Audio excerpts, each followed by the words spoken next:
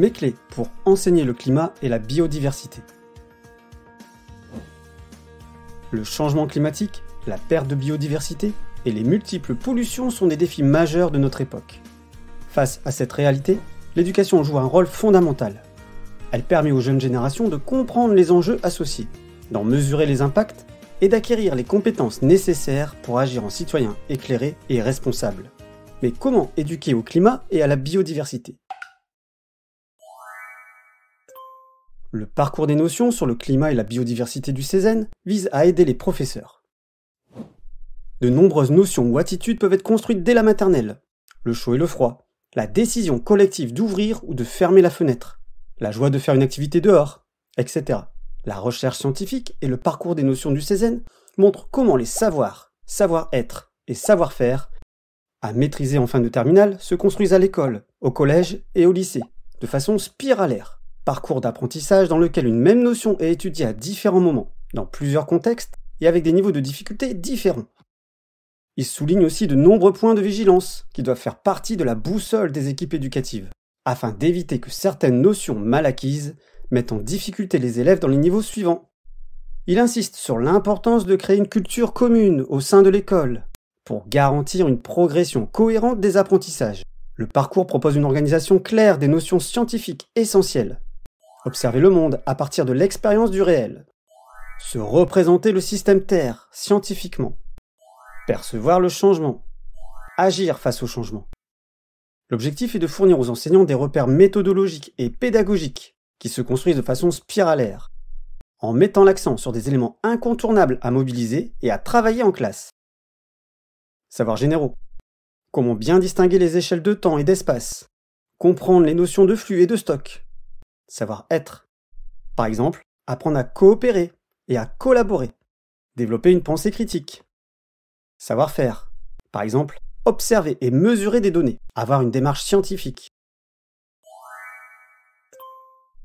Présentation de 2 progressions du cycle 1 au lycée.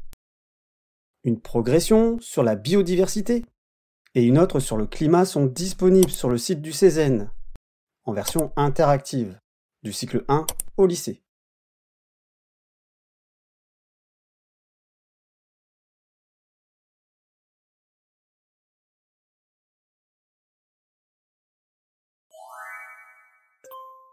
Un exemple de parcours sur la biodiversité, l'étude de l'escargot des bois, en partant de ce qu'ils peuvent observer autour d'eux, tout en les connectant à des notions scientifiques complexes comme l'évolution ou le climat, l'escargot des bois est une espèce idéale pour observer la biodiversité avec les élèves. On le trouve partout en France dans des milieux très variés, forêts, champs, bords de route, jardins. Il est facile à observer, même en ville. Il présente une grande diversité visible, couleurs de coquilles, bandes, etc. Et surtout, il permet d'aborder les 3 pans de l'appréhension du vivant. Qu'est-ce que ça fait ? Qu'est-ce que c'est ? D'où ça vient ? Qu'est-ce que ça fait ? Cette partie s'intéresse aux interactions de l'escargot avec d'autres êtres vivants.